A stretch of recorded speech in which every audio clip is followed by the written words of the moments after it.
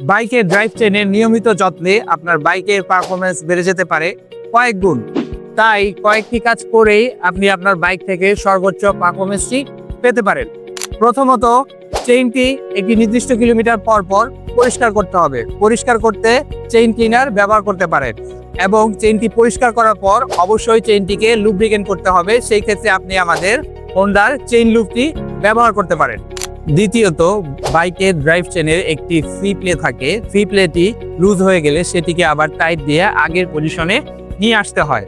আপনার বাইকের ম্যানুয়াল বুক অথবা টুইগ আর্মে একটি স্টিকার থাকে।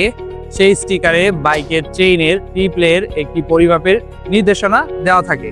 চেইনের সাথে সাধারণত দুটি স্পোকেট থাকে, একটি সামনে ও একটি পিছনে।